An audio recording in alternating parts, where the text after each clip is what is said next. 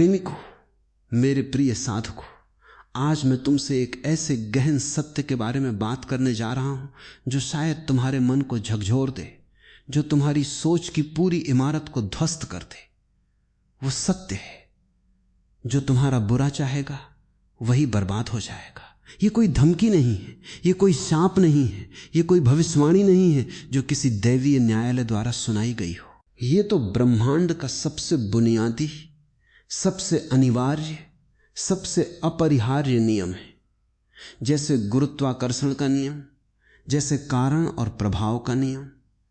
इसे समझने के लिए तुम्हें धर्म, नीति या नैतिकता के पारंपरिक ढांचे से बाहर निकलना होगा, क्योंकि यह नैतिकता का सवाल नहीं है, यह अस्तित्व का सवाल है। यह अच्छे और बुरे की परिभाषा का सवाल नहीं है, यह ऊर्जा और उसके प्रवाह का सवाल है। जब मैं कहता हूं कि जो तुम्हारा बुरा चाहेगा वो बर्बाद हो जाएगा, तो मैं किसी बाहरी ईश्वर की बात नहीं कर रहा हूं जो बैठा बैठा नोट्स बना रहा है कि किसने किसके लिए क्या सोचा। मैं तो एक आंतरिक, अदृश्य लेकिन अत्यंत शक्तिशाली तंत्र की बात कर रहा हूं, जो तुम्हारे भीतर ही स्थित है और जिसके साथ पूरा ब्रह्मांड गूंजता है।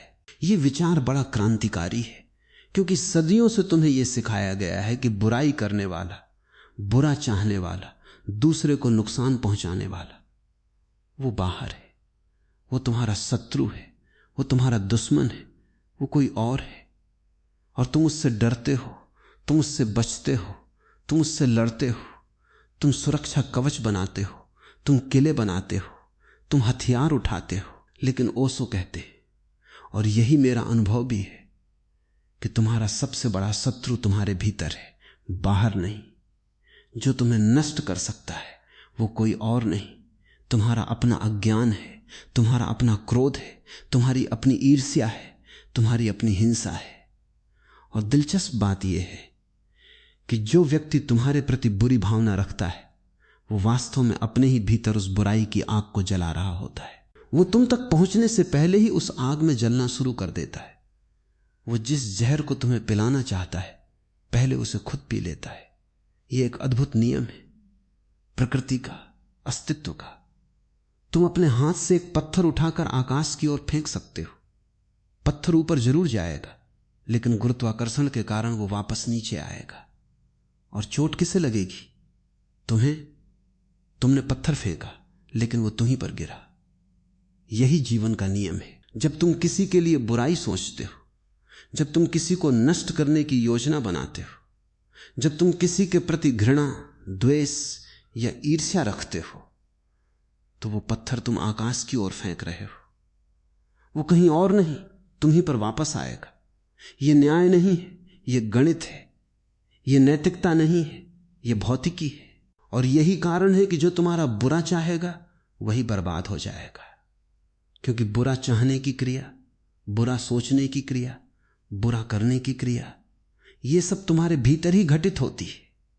उस क्षण तुम्हारा मन एक विषैला रसायन छोड़ता है, तुम्हारा संपूर्ण अस्तित्व उस नकारात्मकता से संक्रमित हो जाता है। तुम्हारी श्वास, तुम्हारा रक्त, तुम्हारी कोशिकाएं सब उस विष को ग्रहण कर लेते हैं और वो विष तुम्हें अंदर से ही खाने लगता है। तुम सोचते हो कि तुम दूसरे को नुकसान पहुंचा रहे हो, लेकिन वास्तव में तुम खुद को नुकसान पहुंचा रहे हो। दूसरा तो मात्र एक बहाना है, मात्र एक स्क्रीन है जिस पर तुम अपनी आंतरिक बीमारी का प्रक्षेपण करते हो। यही तो मानव मन की सबसे बड़ी चाल है। वो अपनी जिम्मेदारी से बचने के लिए, अपनी पीड़ा को छुपाने के लिए किसी दूसरे को दोषी ठहरा देता है। वो कहता है मैं दुखी हूं क्योंकि उसने मुझे दुखी किया, मैं असफल हूं क्योंकि उसने मेरा रास्ता रोका, मैं बीमार हूं क्योंकि उसने मुझे श्राप दिया। लेकिन ये सब झूठ है, ये सब बहाना है। तुम दुखी हो क्योंकि तुमने दुखी होने का चुनाव किया। तुम असफल हो क्योंकि तुमने असफल होने का बीज अपने भीतर बोया। तुम बीमार हो क्योंकि तुम्हारा मन ही बीमार है। बाहरी कारण तो मात्र निमित्त है, लेकिन बीज तुम्हारे भीतर है। अब इस गहन सत्य को और समझते हैं। जब कोई तुम्हारा बुरा चाहता है तो वो वास्तव में अपने ही अस्तित्व के विरुद्ध युद्ध की घोषणा कर देता है। उसकी चेतना, उसकी आत्मा, उसका जो भी सार है वो उस क्षण सिकुड़ जाता है, संकुचित हो जाता है। प्रेम विस्तार है, घृणा संकुचन है। प्रेम खुलना है, द्वेष बंद होना है। जब तुम प्रेम करते हो तो तुम्हारी ऊर्जा बाहर की ओर सभी दिशाओं में प्रवाहित होती है। तुम विशाल हो जाते हो, तुम ब्रह्मांड के साथ एक हो जाते हो। लेकिन जब तुम घृणा करते हो तो तुम सिकुड़ जाते हो, तुम अपने ही अहंकार की जेल में कैद हो जाते हो। तुम्हारी सारी ऊर्जा जो रचनात्मक हो सकती थी विनाशकारी बन जाती है, और वो विनाश पहले तुम्हें ही नष्ट करता है। यही तो रहस्य है। जो तुम दूसरों को देना चाहते हो वो पहले तुम्हें मिलता है। यदि तुम प्रेम देना चाहते हो तो पहले तुम प्रेम से भर जाते हो। यदि तुम घृणा देना चाहते हो तो पहले तुम घृणा से भर जाते हो। यदि तुम आशीर्वाद देना चाहते हो तो पहले तुम आशीर्वादित हो जाते हो। यदि तुम श्राप देना चाहते हो तो पहले तुम श्रापित हो जाते हो। ये एक अटल नियम है। इसलिए मैं कहता हूं बुरा चाहने वाला बर्बाद हो जाता है, क्योंकि वो अपने ही हाथों अपना विनाश रचता है।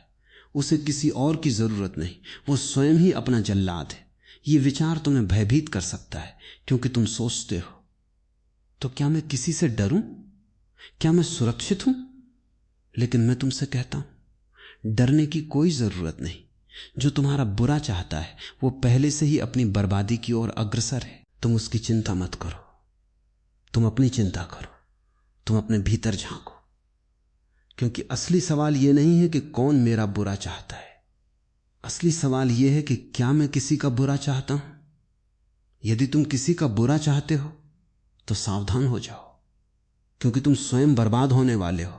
यदि तुम्हारे मन में किसी के प्रति द्वेष है, यदि तुम किसी से ईर्ष्या करते हो, यदि तुम किसी को नीचा दिखाना चाहते हो, तो समझ लो तुम अपनी ही जड़ों को काट रहे हो। तुम उस वृक्ष को पानी दे रहे हो जो तुम्हें जहर देगा। यह समझना बहुत जरूरी है, क्योंकि समाज, धर्म, संस्कृति सब ने तुम्हें यह समझाया है कि शत्रु बाहर है। लेकिन बुद्ध, कृष्ण, महावीर और मैं, हम सब कहते हैं शत्रु भीतर है। बाहर तो केवल तुम्हारी परछाई है। जब तक तुम भीतर के शत्रु को नहीं जीतोगे, बाहर के शत्रु से मुक्ति नहीं मिल सकती। और भीतर का शत्रु क्या है? वो है तुम्हारा अहंकार, तुम्हारी ईर्ष्या, तुम्हारा क्रोध, तुम्हारा लोभ, तुम्हारा मोह। यही तुम्हारे सच्चे दुश्मन हैं, यही तुम्हें बर्बाद करते हैं। जो व्यक्ति तुम्हारा बुरा चाहता है वो तो मात्र एक दर्पण है जो तुम्हें तुम्हारे ही भीतर के दुश्मन का चेहरा दिखाता है। यदि तुम उस दर्पण को तोड़ दो तो भी तुम्हारा चेहरा नहीं बदलेगा। तुम्हें अपना चेहरा बदलना होगा। तुम्हें अपने भीतर के दुश्मन को मित्र बनाना होगा। जब तुम्हारे भीतर कोई दुश्मन नहीं रहेगा तो बाहर भी कोई दुश्मन नहीं रहेगा। और जो कोई बाहर दुश्मन बनने की कोशिश करेगा उसकी तो बात ही क्या, वो स्वयं अपनी बर्बादी का कारण बनेगा, क्योंकि उसकी नकारात्मक ऊर्जा उसे ही नष्ट करेगी। ये विषय और भी गहरा है जब हम इसे कर्म के सिद्धांत से जोड़ते। कर्म का नियम बहुत सरल है, जैसा बोओगे वैसा काटोगे। लेकिन यह सरल नियम बहुत गहरा है। जब तुम किसी का बुरा चाहते हो तो तुम बुराई का बीज बो रहे हो। वो बीज कहां अंकुरित होगा? किसी और के खेत में नहीं, तुम्हारे ही खेत में। तुम जो भी बोते हो वो तुम ही काटते हो। ये कोई बाहरी दंड नहीं, ये तुम्हारे अपने कर्मों का स्वाभाविक परिणाम है। यदि तुम आग से खेलते हो तो तुम जलोगे। यदि तुम कांटे बोते हो तो तुम्हें कांटे ही मिलेंगे। यदि तुम विष बांटते हो तो तुम विष पियोगे। ये कोई ईश्वरीय सजा नहीं है, ये एक वैज्ञानिक सत्य है। और जब कोई तुम्हारा बुरा चाहता है तो वो विष बांट रहा है। वो विष पहले उसके मुंह में लगेगा, पहले उसके हाथ में लगेगा, पहले उसकी आत्मा को जला देगा। तुम तो बस एक बहाना हो, एक कारण हो। वह अपने ही भीतर की ज्वालामुखी को बाहर निकाल रहा है और वो ज्वालामुखी उसे ही निगल जाती है। इसलिए बुद्ध ने कहा है क्रोध से जीतना असंभव है, क्योंकि क्रोध स्वयं हार है। जो व्यक्ति क्रोधित होता है वो पहले से ही हार चुका है। जो व्यक्ति घृणा करता है वो पहले से ही नष्ट हो चुका है। उसे बाहर किसी की जरूरत नहीं, वो स्वयं ही अपना शत्रु है। अब तुम पूछ सकते हो, लेकिन ओशो, अगर कोई मुझे नुकसान पहुंचाना चाहता है अगर कोई मेरे खिलाफ साजिश रच रहा है तो क्या मुझे चुपचाप बैठना चाहिए? क्या मुझे प्रतिक्रिया नहीं करनी चाहिए?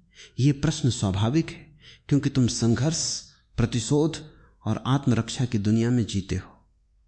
लेकिन मैं तुमसे कहता हूं, प्रतिक्रिया की अपेक्षा प्रतिक्रिया न करना ही सबसे बड़ी शक्ति है। जब कोई तुम्हारा बुरा चाहता है तो उसकी नकारात्मक ऊर्जा तुम्हें छू भी नहीं सकती। यदि तुम उसे स्वीकार नहीं करते, वह ऊर्जा तुम तक पहुंचने से पहले ही समाप्त हो जाती है। यदि तुम उसका प्रतिरोध नहीं करते, प्रतिरोध ही तो संक्रमण का कारण बनता है।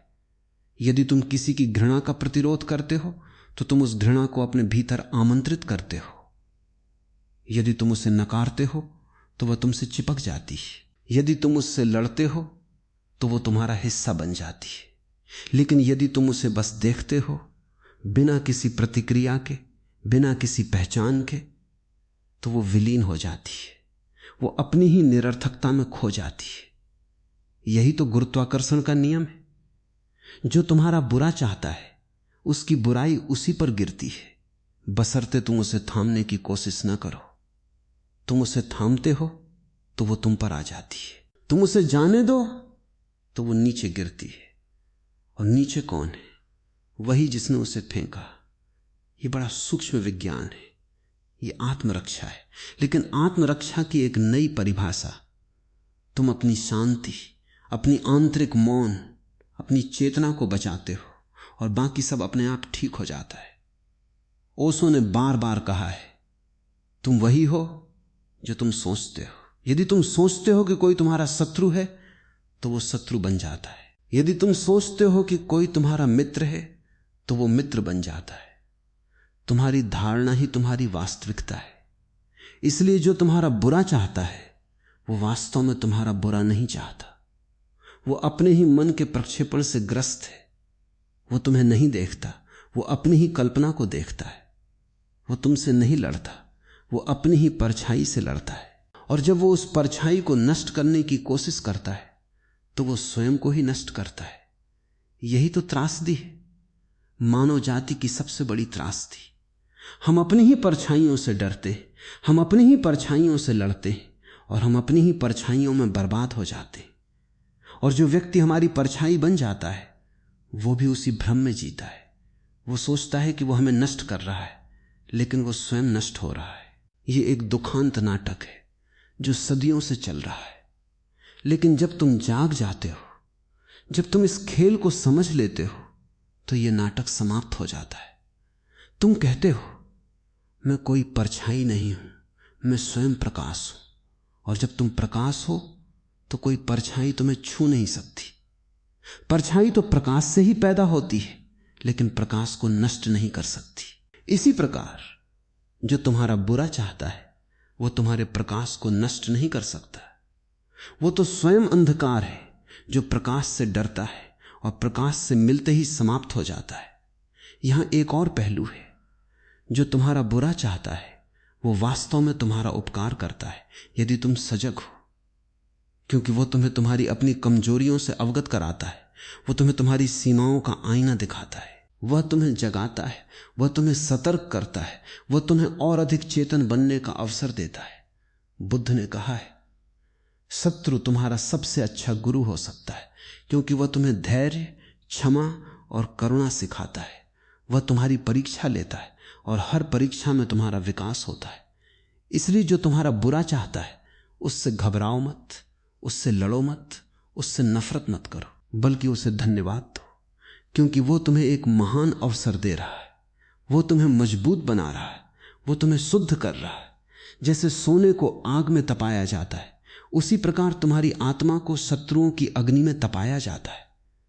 और जो इस अग्नि में तपता है वो खरा सोना बन जाता है। जो इस अग्नि से डरता है वो भस्म हो जाता है। इसलिए दो चीजें हो सकती, या तो तुम शत्रु की बुराई को अपने ऊपर हावी होने दो और तुम बर्बाद हो जाओ, या तुम उस बुराई को अपने विकास का साधन बनाओ और तुम चरम सत्य तक पहुंच जाओ। लेकिन याद रखो, शत्रु स्वयं तो बर्बाद होगा ही, क्योंकि बुराई की ऊर्जा स्वयं को नष्ट करती है। चाहे तुम कुछ करो या ना करो, वो नियम काम करेगा ही। लेकिन तुम यदि सजग हो तो तुम उस बर्बादी से भी ऊपर उठ सकते हो, तुम उस नाटक के गवाह बन सकते हो, न कि पीड़ित। अब हम इस विषय को और गहराई से समझें। जो तुम्हारा बुरा चाहता है वो बर्बाद हो जाता है। यह नियम हर स्तर पर काम करता है, शारीरिक, मानसिक, आध्यात्मिक। शारीरिक स्तर पर देखो, जो व्यक्ति लगातार क्रोध, घृणा और ईर्ष्या का अनुभव करता है उसका शरीर बीमार पड़ जाता है, उसका रक्तचाप बढ़ जाता है, उसका हृदय धड़कनें तेज हो जाती हैं, उसकी प्रतिरक्षा प्रणाली कमजोर हो जाती है। वह विष जो वो दूसरे के लिए पैदा करता है उसके रक्त में प्रवाहित होने लगता है। चिकित्सा विज्ञान भी अब यह मानने लगा है कि अधिकांश बीमारियां मनोदैहिक होती हैं, अर्थात मन के कारण शरीर बीमार होता है। और मन की सबसे बड़ी बीमारी है द्वेष, घृणा और बुराई की भावना। यह एक वैज्ञानिक सत्य है। नकारात्मक भावनाएं शरीर में विषैले रसायन छोड़ती हैं जो कोशिकाओं को नष्ट कर देते हैं। इसलिए जो व्यक्ति दूसरे का बुरा चाहता है वो अपने ही शरीर को बर्बाद कर रहा है। वो कैंसर, हृदय रोग और अन्य गंभीर बीमारियों को न्योता दे रहा है। और ये बर्बादी तब होती है जब वो शायद तुम्हें कोई शारीरिक नुकसान भी न पहुंचा पाया हो, वो तुम्हें छू भी नहीं पाया और वो स्वयं बीमार पड़ गया। यही तो नियम का चमत्कार है। मानसिक स्तर पर जो व्यक्ति बुराई सोचता है उसका मन ही उसका दुश्मन बन जाता है। उसके विचार उसे परेशान करते हैं, उसे नींद नहीं आती, उसे शांति नहीं मिलती। वो जिस शत्रु को बाहर ढूंढता है वो शत्रु उसके मन में बस जाता है और उसे अंदर ही अंदर खाए जाता है। वो सोचता है मैं उसे नष्ट करूंगा, लेकिन वो स्वयं नष्ट होता जा रहा है। उसकी याददाश्त कमजोर होती है, उसकी एकाग्रता टूटती है, उसका निर्णय शक्ति विकृत होती है। वो जितना अधिक बुराई सोचता है उतना ही अधिक वो अपनी ही मानसिक संरचना को तोड़ता है। और ये सब तब होता है जब उसका लक्षित व्यक्ति यानी तुम शायद उसके बारे में सोच भी नहीं रहे हो। तुम तो अपने काम में लगे हो, अपनी जिंदगी जी रहे हो और वो अपनी ही बुराई की आग में जल रहा है। ये कितना अद्भुत है कि तुम बिना कुछ किए, बिना कुछ बोले, बिना कुछ हथियार उठाए अपने शत्रु को परास्त कर सकते हो, बल्कि वो स्वयं ही परास्त हो जाता है। यही तो अहिंसा की सबसे बड़ी विजय है। तुम कुछ नहीं करते लेकिन ब्रह्मांड तुम्हारे लिए सब कुछ कर देता है। आध्यात्मिक स्तर पर जो व्यक्ति बुराई चाहता है उसकी आत्मा, उसकी चेतना, उसका जो भी सूक्ष्मतम अस्तित्व है वो अवरुद्ध हो जाता है। वो उस परम स्रोत से कट जाता है जो सत्य, शिव और सुंदर है। वो उस परमानंद से वंचित हो जाता है जो जीवन का मूल उद्देश्य है। वो अपने ही नकारात्मकता के जाल में फंसता है और वो जाल उसे और गहरे अंधकार में ले जाता है। उसका जन्म, उसका जीवन, उसकी मृत्यु सब व्यर्थ हो जाते हैं क्योंकि उसने अपनी ऊर्जा को विनाश में लगा दिया, रचना में नहीं। वो एक ऐसा बीज बोता है जो फल नहीं देता सिवाय और अधिक बीमारी और दुख के। और ये बर्बादी अनंत काल तक चलती है, जन्म जन्मांतर तक। क्योंकि जो मन बुराई से भरा है वो मरने के बाद भी उसी बुराई के साथ यात्रा करता है। वो एक नया शरीर, एक नया जीवन, लेकिन पुरानी ही बुराई को लेकर जन्म लेता है। और फिर से वही खेल, फिर से वही दुख, फिर से वही बर्बादी। ये एक दुष्चक्र है जिससे मुक्ति पाने का एकमात्र उपाय है बुराई का त्याग, घृणा का त्याग, द्वेष का त्याग। लेकिन यह त्याग बाहरी नहीं, आंतरिक है। तुम्हें अपने मन से उस बुराई को निकालना होगा जो किसी और को नुकसान पहुंचाना चाहती है। और जब तुम ऐसा करोगे तो न केवल तुम बच जाओगे बल्कि वो भी बच जाएगा जो तुम्हारा बुरा चाहता था। क्योंकि तुम्हारी शांति, तुम्हारा प्रेम, तुम्हारी करुणा उसके नकारात्मक प्रक्षेपण को बेअसर कर देगी। तुम उसके लिए एक दर्पण बन जाओगे जिसमें वो अपनी बुराई को देख सकेगा और शायद उससे मुक्त हो सकेगा। यही तो सच्ची सेवा है, शत्रु का भी उद्धार करना। अब एक और बात, बर्बाद होना का क्या अर्थ है? ये जरूरी नहीं कि वो मर जाए या उसकी संपत्ति नष्ट हो जाए या उसे सामाजिक रूप से अपमानित किया जाए। बर्बाद होना का सबसे गहरा अर्थ है उसकी चेतना का विनाश, उसके आंतरिक सौंदर्य का लोप, उसके आनंद का अंत। वो जी सकता है, वो भौतिक रूप से समृद्ध हो सकता है, वो प्रतिष्ठित हो सकता है, लेकिन उसके भीतर एक मरघट है, एक शमशान है जहां उसकी सारी सकारात्मकता जलकर राख हो गई है। वो एक जीवित लाश है, चलता फिरता, बोलता सुनता, लेकिन मृत उसकी हंसी में दुख है, उसकी बातों में जहर है, उसकी आंखों में अंधकार है।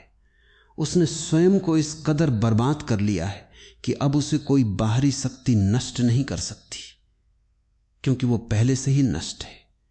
यही तो सबसे बड़ी बर्बादी है, आत्मा की मृत्यु। और ये आत्मा की मृत्यु, ये आंतरिक विनाश उसी क्षण शुरू हो जाता है जब वो पहली बार किसी के प्रति बुराई की भावना रखता है। ये तुरंत नहीं होता, ये धीरे धीरे क्रमशः होता है। जैसे कोई पेड़ धीरे धीरे सूखता है जब उसकी जड़ें कट जाती हैं, लेकिन अंततः वो सूख ही जाता है। इसी प्रकार बुराई का पोषण करने वाला व्यक्ति धीरे धीरे सूखता है, धीरे धीरे अपनी आंतरिक जीवंतता खोता है और एक दिन वो पूर्णतः बर्बाद हो जाता है। चाहे वो बाहर से कितना भी सफल या समृद्ध क्यों न दिखे। इस नियम को समझने के लिए तुम्हें ऊर्जा की प्रकृति को समझना होगा। ब्रह्मांड में सारी ऊर्जा एक है, एक ही स्रोत से निकलती है, एक ही दिशा में बहती है और एक ही लक्ष्य की ओर जाती है। वो है विकास, विस्तार और आनंद। जब कोई व्यक्ति बुराई सोचता है तो वो उस ऊर्जा के प्रवाह के विपरीत जाता है। वो धारा के प्रतिकूल तैरने की कोशिश करता है, और धारा के प्रतिकूल तैरना कितना कठिन है ये तुम जानते हो। वो थक जाता है, वो टूट जाता है और अंततः वो डूब जाता है।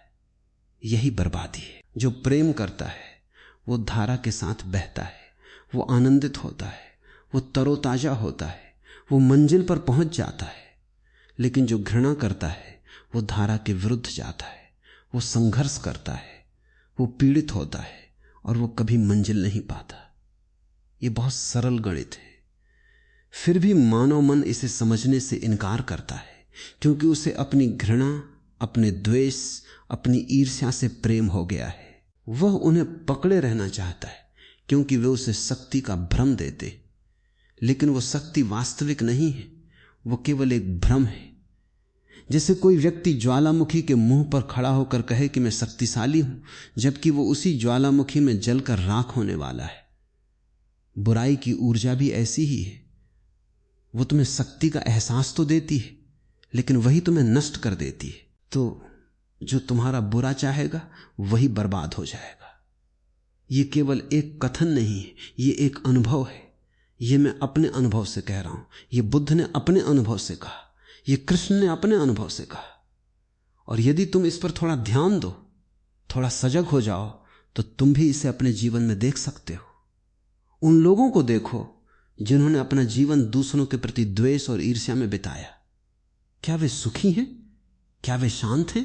क्या उनके चेहरे पर वो चमक है जो सच्चे आनंद से आती है? नहीं, वे तो मुरझाए हुए, बोझिल और व्यथित हैं। और जो लोग प्रेम और करुणा में जीते हैं, जो कभी किसी का बुरा नहीं चाहते, उन्हें देखो वे कैसे प्रसन्न, कैसे उल्लसित, कैसे जीवंत हैं। यह अनुभव ही प्रमाण है। तुम्हें किसी शास्त्र की आवश्यकता नहीं, किसी गुरु की आवश्यकता नहीं। बस अपनी आंखें खोलो और अपने आसपास देखो। सत्य स्वयं को प्रकट कर रहा है, और यह सत्य यही कहता है, बुराई स्वयं को नष्ट करती है, भलाई स्वयं को बचाती है, और दोनों के बीच कोई संघर्ष नहीं है, कोई युद्ध नहीं है। बस एक प्राकृतिक नियम है जो निष्पक्ष है, जो न्याय संगत है, जो कभी विफल नहीं होता। अब तुम कहोगे, लेकिन ओशो, अगर मैं किसी का बुरा नहीं चाहता तो क्या मुझे उससे प्रेम करना चाहिए जो मेरा बुरा चाहता है? यह प्रश्न बहुत महत्वपूर्ण है। मैं कहूंगा, प्रेम करो, लेकिन कर्तव्य से नहीं, दबाव से नहीं, नियम से नहीं। प्रेम तो एक स्वाभाविक घटना है। जब तुम समझ जाओगे कि जो तुम्हारा बुरा चाहता है वो स्वयं बर्बाद हो रहा है, तो तुम्हारे भीतर उसके प्रति एक करुणा पैदा होगी। तुम उससे प्रेम नहीं करोगे, बल्कि तुम उसके प्रति करुणामय हो जाओगे। तुम कहोगे, बेचारा वो नहीं जानता कि वो क्या कर रहा है, वो अपने ही अंधकार में खोया हुआ है। यही तो जीसस का संदेश था, हे प्रभु इन्हें क्षमा कर, क्योंकि ये नहीं जानते कि ये क्या कर रहे हैं। जो व्यक्ति तुम्हारा बुरा चाहता है वो वास्तव में नहीं जानता कि वो क्या कर रहा है। वो अपनी अज्ञानता का शिकार है।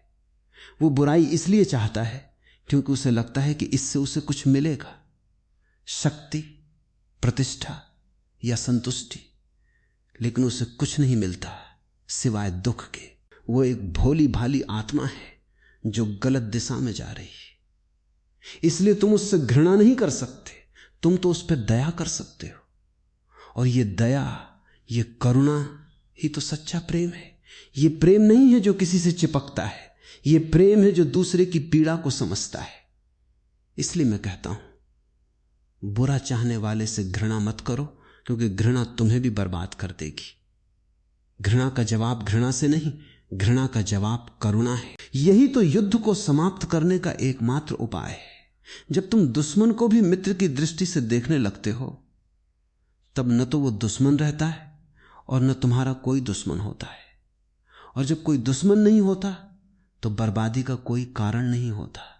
बर्बादी तो केवल द्वेष से पैदा होती, और द्वेष जब समाप्त हो जाता है तो बर्बादी भी समाप्त हो जाती है। लेकिन ध्यान रखो, ये करुणा, ये क्षमा कोई कमजोरी नहीं है, ये सबसे बड़ी ताकत है। क्षमा करना आसान नहीं है, विशेषकर उस व्यक्ति को क्षमा करना जिसने तुम्हें ठेस पहुंचाई हो, जिसने तुम्हें नुकसान पहुंचाया हो, जिसने तुम्हारा बुरा चाहा हो। लेकिन जब तुम क्षमा करते हो तो तुम उस व्यक्ति को नहीं बल्कि स्वयं को मुक्त करते हो, क्योंकि जब तक तुम क्षमा नहीं करते तब तक तुम उसी बंधन में जकड़े रहते हो। तुम उस व्यक्ति के साथ, उसकी बुराई के साथ, उसकी नकारात्मकता के साथ बंधे रहते हो। वो तुम्हें छोड़कर कहीं चला गया, लेकिन तुमने उसे अपने मन में बसा रखा है। तुम उसे हर पल याद करते हो, तुम उससे बातें करते हो, तुम उससे बहस करते हो, तुम उसे गालियां देते हो। ये सब तुम्हारे मन के भीतर होता है, जबकि वो व्यक्ति शायद तुम्हारे बारे में सोच भी नहीं रहा हो। तुमने अपने ही मन में एक जेल बना ली है और तुम उस जेल में कैद हो। क्षमा करने का अर्थ है उस जेल की दीवारें तोड़ देना। क्षमा का अर्थ है उस व्यक्ति को अपने मन से विदा कर देना, उसे जाने देना, उसे मुक्त कर देना। और जब तुम उसे मुक्त करते हो तो वास्तव में तुम स्वयं को मुक्त करते हो। यही तो सबसे बड़ी जीत है, जब तुम कह सकते हो मैंने क्षमा किया, मैंने उसे जाने दिया, अब मैं स्वतंत्र हूं। और ये स्वतंत्रता ही तो परम आनंद है। इसलिए बुरा चाहने वाले से डरो मत, उससे घृणा मत करो, बल्कि उसे क्षमा करो और उसे जाने दो। देखना कैसे वो अपनी ही बर्बादी में समा जाता है और तुम अपनी विजय में नहा जाते हो। अब थोड़ा और गहराई में चलते हैं। ये नियम जो तुम्हारा बुरा चाहेगा वही बर्बाद हो जाएगा। क्या ये केवल व्यक्तिगत स्तर पर काम करता है या सामूहिक स्तर पर भी? मैं कहूंगा ये हर स्तर पर काम करता है, व्यक्तिगत से लेकर सामाजिक, राष्ट्रीय और वैश्विक स्तर तक। इतिहास गवाह है, जिन सभ्यताओं, जिन राष्ट्रों, जिन समाजों ने दूसरों के प्रति बुराई, हिंसा और विनाश की नीति अपनाई, वे अंततः स्वयं नष्ट हो गए। रोम साम्राज्य, नाजी जर्मनी, कई अन्य साम्राज्य, उन्होंने दूसरों पर अत्याचार किया, उन्होंने दूसरों का बुरा चाहा और अंततः वे स्वयं बर्बाद हो गए। ये कोई संयोग नहीं है, ये वही सार्वभौमिक नियम है जो समूहों पर भी लागू होता है। जब कोई समाज घृणा, भेदभाव और द्वेष का पोषण करता है तो वो समाज अपने ही विष से जहरीला हो जाता है। उसकी ऊर्जा विनाश में लग जाती है, रचना में नहीं। वो प्रगति नहीं कर पाता, वो पिछड़ जाता है और अंततः वो टूट जाता है। यही कारण है कि बुद्ध, महावीर और मैं, हम सब शांति, अहिंसा और करुणा का प्रचार करते हैं, क्योंकि यही एकमात्र रास्ता है, न केवल व्यक्ति के लिए बल्कि पूरी मानवता के लिए। यदि मानवता को बचना है तो उसे बुराई, हिंसा और द्वेष का त्याग करना होगा, अन्यथा वो स्वयं को बर्बाद कर लेगी। ये कोई नैतिक उपदेश नहीं है, ये एक चेतावनी है। जो लोग हथियार उठाते हैं, जो युद्ध छेड़ते हैं, जो दूसरों को नष्ट करना चाहते हैं, वे अंततः स्वयं नष्ट हो जाते हैं। इतिहास यही सिखाता है, और यदि हम इससे सबक नहीं लेते तो हम भी उसी रास्ते पर होंगे। लेकिन प्रियो, ये सब तुम्हें एक सत्य की ओर ले जाता है कि तुम्हारा सबसे बड़ा रक्षक तुम स्वयं हो और तुम्हारा सबसे बड़ा शत्रु भी तुम स्वयं हो। जो तुम्हारा बुरा चाहता है वो बर्बाद हो जाता है, लेकिन यदि तुम भी किसी का बुरा चाहते हो तो तुम भी बर्बाद हो जाओगे। इसलिए मैं तुमसे कहता हूं, अपने मन को निर्मल करो, अपने हृदय को प्रेम से भरो, अपनी चेतना को जगाओ। जब तुम सजग हो, जब तुम संवेदनशील हो, तो कोई भी बुराई तुम्हें छू नहीं सकती, न तो तुम्हारी न दूसरों की। और जो लोग तुम्हारा बुरा चाहेंगे वे अपनी ही बुराई के भार तले दब जाएंगे, जबकि तुम शांत, स्थिर और आनंदित रहोगे। यही तो ओशो का संदेश है। जागो और अपने आप को पहचानो। अपने आप को पहचानना ही सबसे बड़ी रक्षा है, सबसे बड़ी शक्ति है और सबसे बड़ा ज्ञान है। जब तुम अपने आप को जान लेते हो तो तुम जान लेते हो कि तुम अमर हो, तुम अजेय हो, तुम शाश्वत हो। कोई भी बुराई, कोई भी शत्रु, कोई भी नकारात्मकता तुम्हें नष्ट नहीं कर सकती, क्योंकि तुम उस परम सत्य के साथ एक हो जो सभी बुराइयों से परे है। और जो लोग इस सत्य से अनभिज्ञ हैं वे अपने अज्ञान में भटकते हैं और भटकते भटकते वे बर्बाद हो जाते हैं। यही तो नियम है, यही तो रहस्य है और यही तो मुक्ति का द्वार है। अब एक और कोण, जो तुम्हारा बुरा चाहता है वो वास्तव में तुम्हारा ध्यान तुम्हारी ओर खींचता है। वो तुम्हें तुम्हारी ही यात्रा की ओर सचेत करता है।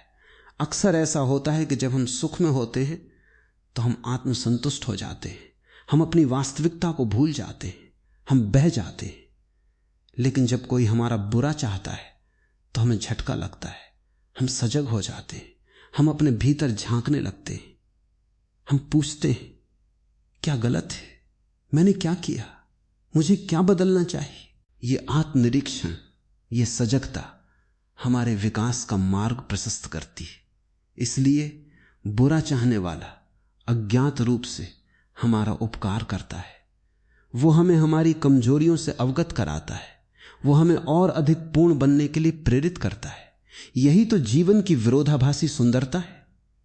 जो हमें नष्ट करना चाहता है वही हमें बनाता है, जो हमें दुखी करना चाहता है वही हमें सजग बनाता है, जो हमारा बुरा चाहता है वही हमारी भलाई का कारण बनता है, बशर्ते हम सजग हों। यदि हम अज्ञानी हैं तो वो हमें नष्ट कर देगा, यदि हम सजग हैं तो वो हमें जगा देगा। ये विकल्प हमारा है। और जो व्यक्ति बुरा चाहता है वो इस खेल को नहीं जानता। वो सोचता है कि वो तुम्हें नष्ट कर रहा है, लेकिन वास्तव में वो तुम्हें जगा रहा है। और जब तुम जाग जाते हो तो वो अपनी ही नकारात्मकता में घिर कर बर्बाद हो जाता है। ये कितना न्यायपूर्ण है। जो गलत रास्ते पर चलता है वो ठोकर खाता है, जो सही रास्ते पर चलता है वो मंजिल पाता है।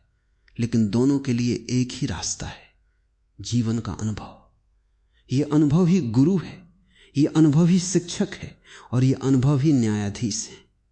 मैंने अक्सर कहा है कि शत्रु से डरो मत, उससे प्रेम करो, क्योंकि शत्रु तुम्हारी परीक्षा है और परीक्षा में ही तुम्हारा विकास होता है। बिना परीक्षा के, बिना चुनौती के तुम्हारी आत्मा कभी नहीं जागती। तुम सोए रहते हो, तुम सुस्त होते हो, तुम बेहोश होते हो। शत्रु तुम्हारी नींद को भंग करता है, वो तुम्हें झकझोरता है, वो तुम्हें बेचैन करता है। लेकिन ये बेचैनी ही तो जागने की पहली सीढ़ी है। इसलिए शत्रु का स्वागत करो, उसे गले लगाओ, उसे धन्यवाद दो, क्योंकि वो तुम्हारा मित्र है जो मित्रता के वेश में नहीं बल्कि शत्रुता के वेश में आया है। वो तुम्हें एक बहुमूल्य उपहार देता है, सजगता का उपहार। और जो इस उपहार को ग्रहण करता है वो कभी बर्बाद नहीं होता, वो तो और भी प्रकाशमान हो जाता है। लेकिन जो इस उपहार को अस्वीकार करता है, जो शत्रु से घृणा करता है, जो उससे लड़ता है, वो स्वयं उसी लड़ाई में बर्बाद हो जाता है। और शत्रु भी, दोनों एक दूसरे को नष्ट करते हैं और दोनों नष्ट हो जाते हैं। यही तो संसार की सबसे बड़ी त्रासदी है। दो लोग जो एक दूसरे को नष्ट करना चाहते हैं, अंततः एक दूसरे को नष्ट करके स्वयं भी नष्ट हो जाते हैं। और इस पूरे नाटक में कोई विजेता नहीं होता, सिर्फ हारने वाले होते हैं। लेकिन जो इस नाटक से ऊपर उठ जाता है, जो शत्रु को मित्र की दृष्टि से देखता है, वो न तो शत्रु को नष्ट करता है न स्वयं को। वो तो बस एक साक्षी बन जाता है और उस साक्षी होने में ही उसकी विजय है। और वो विजय ऐसी है जिसमें कोई पराजित नहीं होता, न वो न शत्रु, दोनों बच जाते हैं, क्योंकि युद्ध ही समाप्त हो जाता है। यही तो सच्ची शांति है, यही तो सच्चा सुख है, यही तो सच्चा जीवन है। अब आओ थोड़ा और आगे बढ़े। ये नियम, जो तुम्हारा बुरा चाहेगा वही बर्बाद हो जाएगा, क्या ये केवल मानवीय संबंधों तक सीमित है या ये संपूर्ण अस्तित्व पर लागू होता है? मैं कहता हूं ये संपूर्ण अस्तित्व का नियम है। ये केवल इंसानों के बीच नहीं, बल्कि पेड़ पौधों, जानवरों और यहां तक कि निर्जीव वस्तुओं के बीच भी काम करता है। जो ऊर्जा विनाशकारी है वो स्वयं को नष्ट करती है। ये एक सार्वभौमिक सत्य है। एक पेड़ जो दूसरे पेड़ को जहर देता है, वो स्वयं भी उस जहर से प्रभावित होता है। एक जानवर जो दूसरे को मारता है, वो स्वयं भी हिंसा की ऊर्जा से ग्रस्त होता है। यहां तक कि निर्जीव वस्तुएं, जैसे कि एक इमारत जो ढहने वाली हो, वो अपने भार से ही ढह जाती है। ये सब एक ही नियम का परिणाम है कि जो भी विनाशकारी है वो स्वयं विनाश को आमंत्रित करता है, और जो रचनात्मक है वो स्वयं रचना का आनंद लेता है। इसलिए यदि तुम रचनात्मक हो, यदि तुम प्रेम करते हो, यदि तुम जीवन को संजोते हो, तो तुम स्वयं को बचाते हो और तुम ब्रह्मांड के साथ सामंजस्य में रहते हो। और यदि तुम विनाशकारी हो, यदि तुम घृणा करते हो, यदि तुम जीवन को नष्ट करना चाहते हो, तो तुम स्वयं को नष्ट करते हो और तुम ब्रह्मांड के साथ संघर्ष में रहते हो। यह संघर्ष ही बर्बादी है और यह सामंजस्य ही उत्कर्ष है। यह बहुत सरल है, फिर भी लोग इसे समझने में विफल रहते हैं, क्योंकि उनका अहंकार उन्हें अंधा कर देता है। अहंकार कहता है मैं दूसरे को नष्ट कर सकता हूं और मैं बच सकता हूं, लेकिन यह अहंकार का भ्रम है, वास्तविकता नहीं। वास्तविकता यह है कोई भी नष्ट नहीं कर सकता बिना स्वयं नष्ट हुए। यह एक अटल सत्य है। तो फिर प्रश्न उठता है, क्या हमें बुराई से लड़ना चाहिए?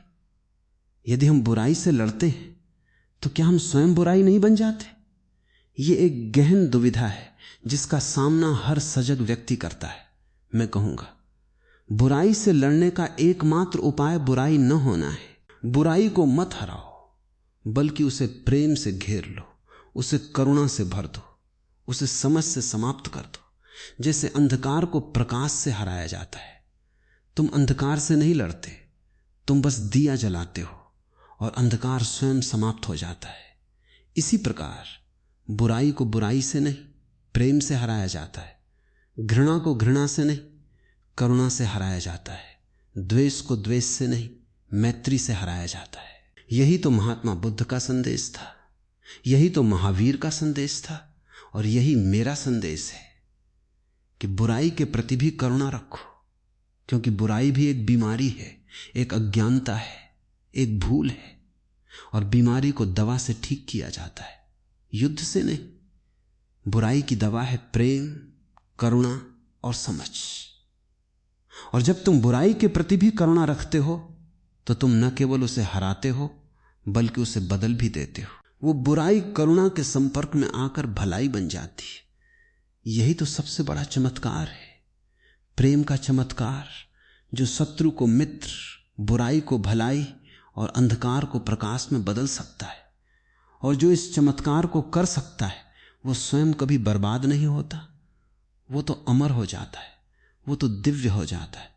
अब मैं तुमसे एक और महत्वपूर्ण पहलू पर बात करूंगा जो इस विषय को और अधिक पूर्णता प्रदान करता है। जो तुम्हारा बुरा चाहता है वो बर्बाद हो जाता है। लेकिन इसका यह अर्थ नहीं कि तुम आलस्य और उदासीनता में बैठे रहो। नहीं, तुम्हें सजग और सक्रिय रहना है। तुम्हें अपनी चेतना को इतना ऊंचा उठाना है कि उसकी बुराई तुम तक पहुंच ही न पाए। तुम्हें अपने प्रेम का, अपनी करुणा का, अपनी समझ का कवच पहनना है, इतना मजबूत कवच कि कोई भी नकारात्मक तीर उसे भेद न सके। और साथ ही तुम्हें उस व्यक्ति के प्रति एक गहरी संवेदना रखनी है, ये समझते हुए कि वो स्वयं अपनी बुराई का शिकार है, वो स्वयं अपने ही विष को पी रहा है। तुम उसे बचा सकते हो यदि तुम उसे प्रेम की दृष्टि से देखो, यदि तुम उसे करुणा का हाथ बढ़ाओ। लेकिन यह तभी संभव है जब तुम स्वयं प्रेम से भरे हो, जब तुम स्वयं करुणा से ओतप्रोत हो, जब तुम स्वयं प्रकाश हो। इसलिए अपना ध्यान उस पर मत लगाओ जो तुम्हारा बुरा चाहता है। अपना ध्यान अपने भीतर लगाओ, अपनी चेतना को जगाओ, अपने प्रेम को बढ़ाओ। जब तुम प्रेम से भर जाओगे तो तुम्हारा प्रेम स्वयं ही शत्रु को बदल देगा या उसे तुमसे दूर कर देगा। दोनों ही स्थितियों में तुम सुरक्षित हो और वो भी बच सकता है। यही तो सच्ची आत्मरक्षा है। आत्मविकास के माध्यम से, प्रेम के माध्यम से, चेतना के माध्यम से। और जो इस आत्मरक्षा को जानता है वो कभी बर्बाद नहीं होता, वो तो विजयी होता है। शत्रु पर नहीं बल्कि स्वयं पर, स्वयं की कमजोरियों पर, स्वयं के अज्ञान पर। अब प्रेमी को इस नियम का एक और आयाम है जो उतना ही महत्वपूर्ण है जितना कि जो मैंने अब तक कहा, और वो आयाम है समय और धैर्य का। जब कोई तुम्हारा बुरा चाहता है तो वो बर्बाद हो जाता है, लेकिन ये बर्बादी तुरंत नहीं होती, हमेशा तुरंत नहीं होती। कभी कभी इसमें समय लगता है, क्योंकि ब्रह्मांड की घड़ी हमारी घड़ी से मेल नहीं खाती। हम सोचते हैं उसने मेरा बुरा चाहा, उसे तुरंत दंड मिलना चाहिए, लेकिन जीवन ऐसा नहीं है। जीवन एक वृक्ष है जो धीरे धीरे बढ़ता है और उसका फल भी धीरे धीरे पकता है। बुराई का बीज भी धीरे धीरे अंकुरित होता है और उसका विनाशकारी फल भी धीरे धीरे आता है, लेकिन आता अवश्य है। यह नियम है, यह अटल है। इसलिए धैर्य रखो। जो तुम्हारा बुरा चाहता है वो शायद आज तुम्हारे सामने हंस रहा हो, वो शायद सफलता की ऊंचाइयों पर हो, वो शायद तुम्हें नीचा दिखा रहा हो, लेकिन ये मत भूलो कि उसकी जड़ें कट चुकी हैं और वो पेड़ धीरे धीरे सूख रहा है। तुम उसे बाहर से हरा भरा देख सकते हो, लेकिन भीतर वो मर चुका है। यही तो धैर्य का रहस्य है कि तुम न्याय की प्रतीक्षा मत करो। न्याय स्वयं होता है, उसे करने की जरूरत नहीं। जब तुम धैर्य रखते हो तो तुम अपनी ऊर्जा को बचाते हो, तुम अपनी शांति को बनाए रखते हो और तुम उस नाटक के गवाह बनते हो जो ब्रह्मांड स्वयं रचता है। और वो नाटक हमेशा सत्य का पक्ष लेता है, क्योंकि सत्य ही अंततः विजयी होता है। असत्य नहीं, बुराई नहीं, द्वेष नहीं। यही तो गीता का संदेश है। सत्यमेव जयते, सत्य की ही जीत होती है और असत्य की हार। और जो तुम्हारा बुरा चाहता है वो असत्य पर खड़ा है, वो भ्रम पर खड़ा है, वो अज्ञान पर खड़ा है और उसका पतन निश्चित है।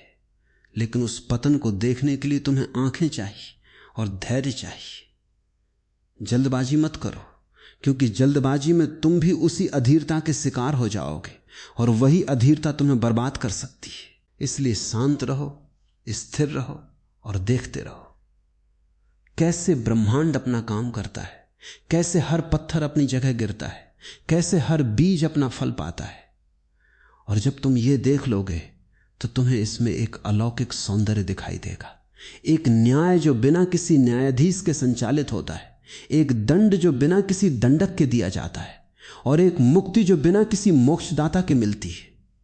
यही तो अस्तित्व का चमत्कार है। और यहां एक और गहरी बात है, जो तुम्हारा बुरा चाहता है वो न केवल बर्बाद होता है, बल्कि वो तुम्हें एक अमूल्य शिक्षा भी देता है। वो तुम्हें सिखाता है कि दुनिया में हर कोई तुमसे प्रेम नहीं करेगा, और ये ठीक है। वो तुम्हें सिखाता है कि तुम्हारी कीमत हर किसी की नजर में नहीं है, और ये भी ठीक है। वो तुम्हें सिखाता है कि तुम अकेले हो, लेकिन अकेले होने का अर्थ अकेलापन नहीं, बल्कि पूर्णता है।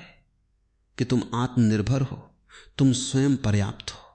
तुम्हें किसी की स्वीकृति की आवश्यकता नहीं, तुम्हें किसी की प्रशंसा की आवश्यकता नहीं, तुम्हें किसी के प्रेम की आवश्यकता नहीं, क्योंकि तुम स्वयं प्रेम हो, तुम स्वयं आनंद हो, तुम स्वयं सत्य हो। यही तो सबसे बड़ी खोज है। जब तुम शत्रु के प्रतिबिंब में अपनी स्वतंत्रता को देखते हो, जब तुम उसकी बुराई में अपनी अजेयता को पहचानते हो, जब तुम उसके द्वेष में अपनी करुणा को निखारते हो, शत्रु तुम्हारा शिक्षक है यदि तुम सीखने को तैयार हो। और यदि तुम नहीं सीखते तो वो केवल एक पीड़ा है, एक दुख है, एक घाव है। लेकिन याद रखो, हर घाव एक द्वार हो सकता है यदि तुम उसे खोलना जानते हो। हर पीड़ा एक परीक्षा हो सकती है जिससे तुम पारंगत हो जाते हो। और हर शत्रु एक आईना हो सकता है जिसमें तुम अपनी असली सूरत देख सकते हो। वो सूरत जो प्रेम, करुणा और शांति से चमकती है, या वो सूरत जो क्रोध, भय और असुरक्षा से काली पड़ गई है। चुनाव तुम्हारा है कि तुम उस आईने में क्या देखना चाहते हो। और यदि तुम सजग हो तो तुम अपनी असली सूरत को पहचान लोगे, और उस पहचान के साथ ही तुम सभी शत्रुओं से मुक्त हो जाओगे, क्योंकि तुम्हें अपनी असली पहचान मिल गई, और वो पहचान किसी भी बुराई से परे है। अब और आगे बढ़े। ये नियम तुम्हें यह भी बताता है कि तुम दूसरे की बुराई से कभी नष्ट नहीं हो सकते जब तक कि तुम स्वयं उसे अपने भीतर न आमंत्रित करो। यह बड़ा महत्वपूर्ण है। कोई भी तुम्हारा बुरा चाह सकता है, कोई तुम्हारे खिलाफ साजिश रच सकता है, कोई तुम्हें नुकसान पहुंचाने की कोशिश कर सकता है, लेकिन वह तुम्हें तब तक नहीं छू सकता जब तक तुम उसकी नकारात्मकता को अपनी चेतना में प्रवेश नहीं देते। तुम एक किले की तरह हो। बाहर से दुश्मन कितना भी प्रयास करे, वो तब तक अंदर नहीं घुस सकता जब तक तुम दरवाजा नहीं खोलते। और वो दरवाजा क्या है? वो है तुम्हारा विश्वास, तुम्हारा भय, तुम्हारी प्रतिक्रिया। जब तुम उसकी बुराई पर विश्वास कर लेते हो, जब तुम उससे डरने लगते हो, जब तुम उसके प्रति प्रतिक्रिया करने लगते हो, तभी वो बुराई तुम्हारे भीतर प्रवेश करती। लेकिन यदि तुम न तो विश्वास करो, न डरो, न प्रतिक्रिया करो, तो वो बुराई बाहर ही रह जाती है और वो बाहर ही अपनी बर्बादी को प्राप्त होती है। यही तो सच्ची सुरक्षा है। अपनी चेतना के दरवाजे बंद रखना, अपनी शांति की रक्षा करना, अपने आनंद को अछूता रखना। और ये सब तभी संभव है जब तुम अपने भीतर इतना प्रकाश जला लो कि कोई अंधकार तुम्हें छू ही न सके। प्रकाश अंधकार को नष्ट नहीं करता, लेकिन अंधकार प्रकाश के सामने टिक नहीं सकता, वो विलीन हो जाता है। इसी प्रकार प्रेम घृणा को नष्ट नहीं करता, लेकिन घृणा प्रेम के सामने टिक नहीं सकती, वो अपने आप पिघल जाती है। इसलिए अपने प्रेम को, अपनी करुणा को, अपनी चेतना को इतना प्रखर बनाओ कि कोई बुराई तुम्हारे निकट भी ना आ सके। यही तो आत्मरक्षा की सर्वोच्च कला है। आत्मविकास, आत्मप्रकाश, आत्म प्रेम। और यहां मैं तुम्हें एक और गहन रहस्य बताता हूं। जो तुम्हारा बुरा चाहता है वो वास्तव में तुम्हारा ही एक अंश है जो तुमसे अलग हो गया है। ब्रह्मांड में कोई भी दूसरा नहीं है, सब कुछ एक है, सब कुछ परस्पर जुड़ा है। तुम और वो व्यक्ति जो तुम्हारा बुरा चाहता है एक ही सागर की दो लहरें हों, एक ऊपर उठी, एक नीचे गई, लेकिन सागर एक ही है। जब वो तुमसे द्वेष करता है तो वो स्वयं से, अपने ही अस्तित्व से, अपने ही सागर से द्वेष करता है। और सागर से द्वेष करने का अर्थ है स्वयं को काटना, स्वयं को नष्ट करना।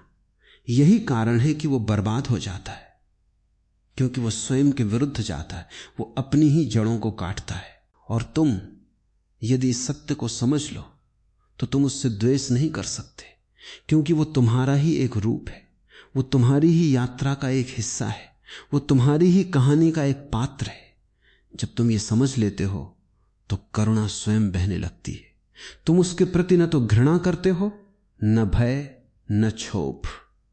तुम बस उसे देखते हो जैसे कोई दर्पण में अपना प्रतिबिंब देखता है और जानता है कि वो प्रतिबिंब भी स्वयं ही है। और इस ज्ञान में उसकी बुराई तुम्हें प्रभावित नहीं करती, क्योंकि वो तुम्हारे सत्य को छू ही नहीं सकती। वो तो केवल उस सतह को छूती है जो तुम नहीं हो। तुम तो गहराई हो, तुम तो आत्मा हो, तुम तो अनंत हो। और अनंत को कोई बुराई नष्ट नहीं कर सकती। अनंत तो सदा रहता है, चाहे कितनी भी लहरें उठे या गिरे। अब इस नियम को व्यावहारिक जीवन में कैसे उतारा जाए, यही तो सबसे बड़ा प्रश्न है। तुम रोजमर्रा की जिंदगी में लोगों से मिलते हो, कोई तुम्हें कटु वचन कहता है, कोई तुम्हारी आलोचना करता है, कोई तुम्हें धोखा देता है, कोई तुम्हारी सफलता से ईर्ष्या करता है। इन सब स्थितियों में तुम क्या करते हो? सामान्यतः तुम प्रतिक्रिया करते हो, तुम क्रोधित होते हो, तुम दुखी होते हो, तुम बदला लेने की सोचते हो, तुम अपने आप को शिकायतों से भर लेते हो। लेकिन यह सब तुम्हें बर्बाद करता है, उस व्यक्ति को नहीं। वो तो अपनी बुराई में जल ही रहा है और तुम उसके साथ जलने लगते हो। तुम दोनों एक ही आग में झुलसते हो। लेकिन यदि तुम सजग हो तो तुम प्रतिक्रिया की जगह प्रतिक्रिया न करने का अभ्यास करते हो। तुम बस देखते हो, बिना किसी आसक्ति के, बिना किसी पहचान के। तुम कहते हो यह व्यक्ति क्रोधित है, यह मुझ पर थोप रहा है, लेकिन मैं वो नहीं हूं जिस पर यह थोपा जा रहा है। मैं तो बस एक साक्षी हूं। और जब तुम साक्षी बन जाते हो तो उसकी बुराई तुम्हें छूती नहीं, वो बाहर ही रह जाती है और बाहर ही वो अपनी बर्बादी को पूरा करती है। तुम शांत रहते हो, तुम मुस्कुराते हो, तुम अपने रास्ते चलते हो और वो व्यक्ति अपनी नकारात्मकता में उलझा रहता है, धीरे धीरे गहरे अंधकार में डूबता जाता है। यही तो अहिंसा का व्यावहारिक रूप है, न केवल शारीरिक बल्कि मानसिक, भावनात्मक, कि तुम दूसरे की बुराई को अपने भीतर न आने दो और उसे उसके ही बोझ तले दबने दो। यह कोई निष्क्रियता नहीं है, यह एक सक्रिय सजगता है, एक क्रांतिकारी सजगता जो तुम्हें परम स्वतंत्रता देती है। और इस स्वतंत्रता में तुम पाओगे कि धीरे धीरे तुम्हारे आसपास बुराई करने वाले लोग या तो बदल जाते हैं या तुमसे दूर चले जाते हैं, क्योंकि तुम उन्हें वो प्रतिक्रिया नहीं देते जिसकी उन्हें आदत है, जिसकी उन्हें तलब है। वे तुम्हारी शांति से असहज हो जाते हैं और वे या तो स्वयं को सुधार लेते हैं या तुम्हें छोड़ देते हैं। दोनों ही स्थितियों में तुम विजयी हो। तुम्हारी विजय शांति है और उनकी विजय है संभवतः उनका उद्धार या कम से कम उनकी बर्बादी का त्वरण। यही तो सच्ची जीत है, जहां कोई हारता नहीं, या यदि कोई हारता है तो वो स्वयं ही अपनी हार का कारण होता है। इसके अतिरिक्त मैं तुम्हें यह भी बताना चाहता हूं कि यह नियम उल्टा भी काम करता है। यानी यदि तुम किसी का भला चाहते हो, यदि तुम किसी के प्रति प्रेम, करुणा और शुभकामनाएं भेजते हो, तो वो भलाई पहले तुम तक आती है। तुम प्रेम देते हो तो प्रेम तुम्हें मिलता है, तुम आशीर्वाद देते हो तो आशीर्वाद तुम पर बरसता है, तुम सहायता करते हो तो सहायता तुम्हारे पास आती है। यही तो जीवन का सुनहरा नियम है। जैसा तुम दोगे वैसा तुम पाओगे। यदि तुम भलाई का बीज बोते हो तो भलाई की फसल काटते हो, यदि तुम बुराई का बीज बोते हो तो बुराई की फसल काटते हो। इसलिए जो तुम चाहते हो कि दूसरे तुम्हारे साथ करें, पहले तुम वही दूसरों के साथ करो। यही तो सारा धर्म है, यही तो सारा जीवन है, यही तो सारी साधना है। और जब तुम इस सत्य को जीते हो तो तुम न केवल स्वयं को बचाते हो बल्कि पूरे ब्रह्मांड को एक बेहतर स्थान बनाते हो।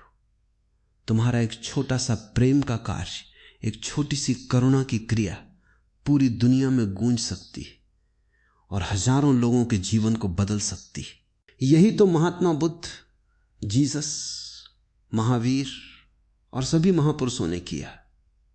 उन्होंने बुराई का जवाब भलाई से दिया, घृणा का जवाब प्रेम से दिया, और उन्होंने दिखा दिया कि यही एकमात्र रास्ता है। और वे स्वयं कभी बर्बाद नहीं हुए, वे तो अमर हो गए। उनकी वाणी आज भी हमारे बीच जीवित है, उनकी ऊर्जा आज भी हमें जगाती है। यही तो प्रमाण है कि प्रेम जीतता है, घृणा नहीं, भलाई जीतती है, बुराई नहीं, सत्य जीतता है, असत्य नहीं। और यही तो मैं तुमसे कह रहा हूं, जो तुम्हारा बुरा चाहता है वो बर्बाद हो जाता है, क्योंकि बुराई की प्रकृति ही बर्बादी है और भलाई की प्रकृति ही उत्कर्ष है। ये कोई यादृच्छिक नहीं, ये सृष्टि का मूल तत्व है। अब एक और दृष्टिकोण, जो तुम्हारा बुरा चाहता है वो बर्बाद हो जाता है, परंतु यदि तुम भी उसके प्रति बुराई रखते हो तो तुम भी बर्बाद होने के जाल में फांसते हो। अर्थात यह नियम द्विपक्षीय है। तुम बुराई का जवाब बुराई से देते हो तो तुम भी उसी नियम के अंतर्गत आ जाते हो और तुम भी बर्बाद हो सकते हो। इसलिए जितना संभव हो बुराई का जवाब भलाई से दो। यही एकमात्र सुरक्षित मार्ग है। यदि तुम क्रोध का जवाब क्रोध से दोगे तो क्रोध बढ़ेगा और तुम दोनों को जलाएगा। यदि तुम क्रोध का जवाब शांति से दोगे तो क्रोध निरस्त हो जाता है और तुम बच जाते हो। यही तो मार्शल आर्ट की तरह है। तुम दुश्मन की ताकत का उपयोग उसके खिलाफ नहीं करते, बल्कि उसे अपनी ताकत से बेअसर करते हो। यही तो सच्ची बुद्धिमत्ता है, बिना लड़े युद्ध जीतना। और यह तभी संभव है जब तुम्हारी चेतना इतनी परिपक्व हो कि तुम प्रतिक्रिया न करो, बल्कि प्रतिक्रिया के गवाह बनो। इसके लिए तुम्हें ध्यान, साधना और आत्मनिरीक्षण की आवश्यकता है। यह कोई बाहरी कला नहीं, यह तो आंतरिक यात्रा है। अपने भीतर की बैठकों में, जहां तुम अपने क्रोध, अपनी ईर्ष्या, अपने भय को देखते हो और उन्हें बिना किसी दमन के, बिना किसी अभिव्यक्ति के बस देखते हो, और धीरे धीरे वे विलीन हो जाते हैं। जब तुम्हारे भीतर क्रोध नहीं है तो कोई भी बाहरी क्रोध तुम्हें विचलित नहीं कर सकता। जब तुम्हारे भीतर भय नहीं है तो कोई भी बाहरी धमकी तुम्हें डरा नहीं सकती। जब तुम्हारे भीतर ईर्ष्या नहीं है तो कोई भी बाहरी सफलता तुम्हें असहज नहीं कर सकती। यही तो आंतरिक स्वतंत्रता है, बाहरी कारणों से अप्रभावित रहना। और इस स्वतंत्रता को पाने के बाद तुम देखोगे कि जो लोग तुम्हारा बुरा चाहते थे वे अब तुम्हारी शांति को भंग नहीं कर पाते और उनकी बुराई उन्हीं पर भारी पड़ती है। जैसे बारिश से भरी बदली जब किसी को भिगो नहीं पाती तो वो स्वयं गिर जाती है। यही तो होता है, बुराई की बदली बरसती नहीं तो स्वयं फूट जाती है। इसके अलावा ये नियम हमें यह भी सिखाता है कि हम अपने विचारों की शक्ति को कभी कम न आंकें। विचार कोई खोखली चीज नहीं है, विचार एक ऊर्जा है, एक कंपन है। जब कोई तुम्हारा बुरा चाहता है तो वह एक नकारात्मक विचार तरंग भेजता है, वह तरंग तुम तक पहुंचती है। लेकिन यदि तुम सकारात्मकता के कवच में हो तो वो वापस लौट जाती है और वो वापसी ही उसे नष्ट करती है। यही कारण है कि प्राचीन ऋषियों ने कहा विचार शक्ति सबसे बड़ी शक्ति है। तुम अपने विचारों से अपनी दुनिया बनाते हो और दूसरों के विचारों से तुम प्रभावित हो सकते हो, परंतु केवल तब जब तुम उन्हें स्वीकार करो। यदि तुम नकारात्मक विचार को स्वीकार नहीं करते तो वो तुम्हें छू नहीं सकता। इसलिए अपनी विचार शक्ति को इतना प्रबल बनाओ कि कोई भी नकारात्मक विचार तुम्हें डिगा न सके। यह प्रबलता तप, साधना और जागरूकता से आती है। जब तुम सुबह उठते हो तो कुछ पल अपने भीतर प्रेम, शांति और करुणा की तरंगें भेजो। अपने आप को कहो मैं प्रकाश हूं, मैं प्रेम हूं, मैं अजेय हूं। यह कोई झूठी आत्म प्रशंसा नहीं है, यह तुम्हारी सच्ची पहचान है।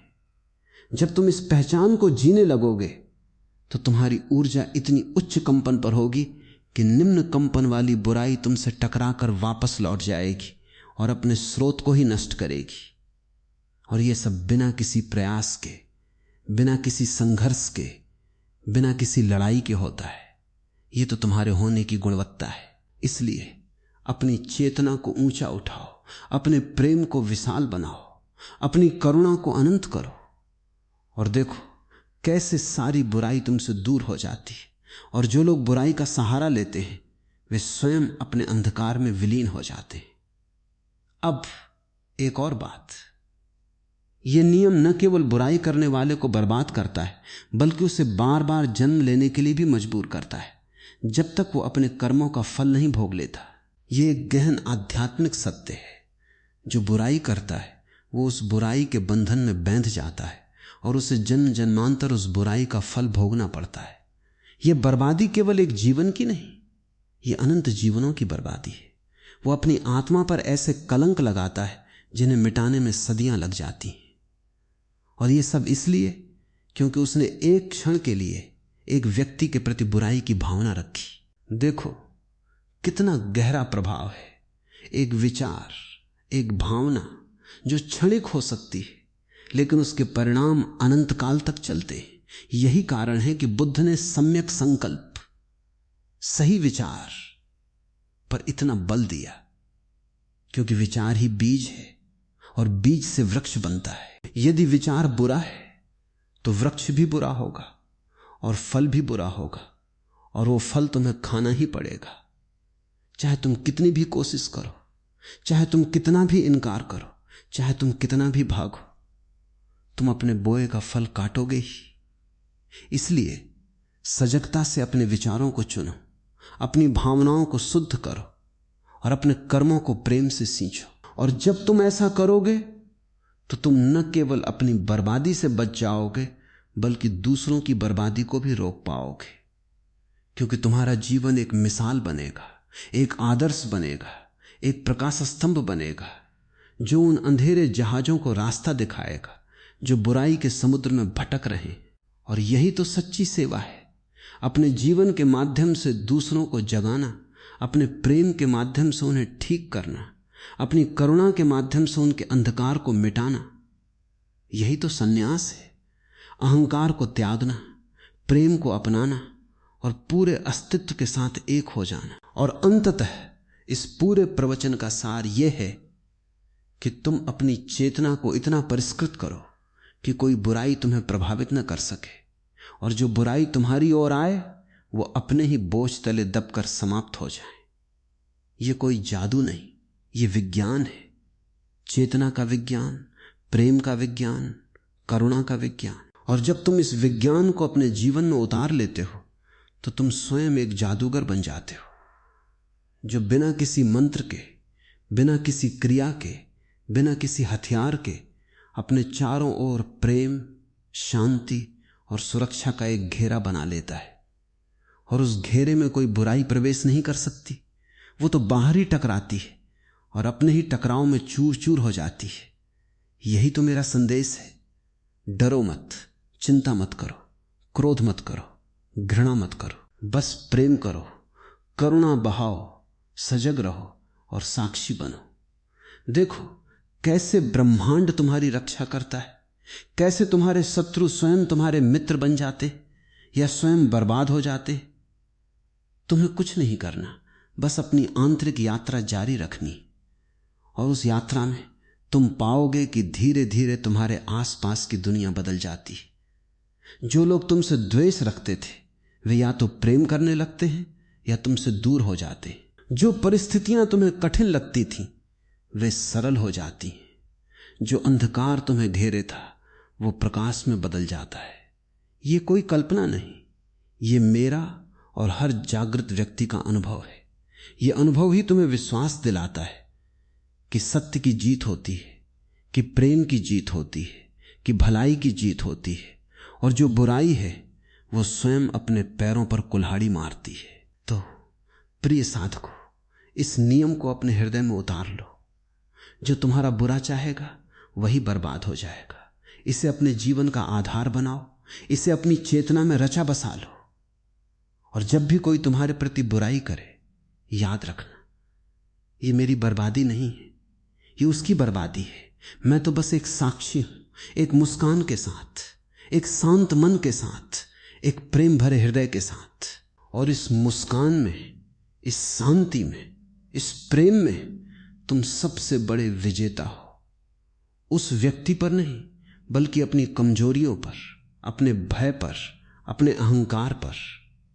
और यही विजय परम विजय है, विजय आत्मा की, विजय सत्य की, विजय प्रेम की। और इस विजय के साथ तुम न केवल स्वयं बच जाते हो बल्कि पूरी मानवता को बचाने में योगदान करते हो, क्योंकि तुम्हारी एक सकारात्मक ऊर्जा, तुम्हारी एक प्रेमपूर्ण क्रिया, तुम्हारा एक सजग विचार पूरे ब्रह्मांड को सकारात्मक दिशा में ले जाता है। यही तो जिम्मेदारी है, यही तो कर्तव्य है और यही तो आनंद है। अपनी छोटी सी चेतना के माध्यम से अनंत का कल्याण करना। और जब तुम ये समझ जाते हो तो तुम किसी से डरते नहीं, तुम किसी के प्रति क्रोध नहीं करते, तुम किसी के प्रति द्वेष नहीं रखते। तुम बस एक पुष्प की तरह हो जो अपनी सुगंध को सभी दिशाओं में बिखेरता है, चाहे कोई उसे सूंघे या न सूंघे, चाहे कोई उसकी प्रशंसा करे या न करे, चाहे कोई उसे तोड़ दे या न तोड़े। वो पुष्प तो सुगंधित होता ही है क्योंकि ये उसका स्वभाव है। उसी प्रकार तुम्हारा स्वभाव है प्रेम, करुणा और सजगता। और इस स्वभाव में जीते हुए तुम न केवल बचते हो बल्कि अमर हो जाते हो, क्योंकि प्रेम अमर है, करुणा अमर है, सजगता अमर है। और जो तुम्हारा बुरा चाहता है वो अपनी बुराई के साथ मर जाता है, क्योंकि बुराई क्षणिक है, बुराई नश्वर है, बुराई अपने आप ही मृत्यु को गले लगाती है। यही तो सत्य है, यही तो धर्म है, यही तो जीवन की परम कला है। और मैं तुम सबको इसी कला का साधक बनने का आमंत्रण देता हूं। अभी से शुरू करो, आज से, इसी क्षण से अपने भीतर प्रेम जगाओ, बुराई को त्यागो और देखो कैसे तुम्हारा पूरा जीवन एक दिव्य नृत्य बन जाता है। और जो तुम्हारा बुरा चाहता है वो उसी नृत्य की रोशनी में स्वयं जलकर राख हो जाता है। धन्यवाद प्रेमी को, मैं तुमसे प्रेम करता हूं और तुम्हारे जागरण के लिए हमेशा तत्पर हूं।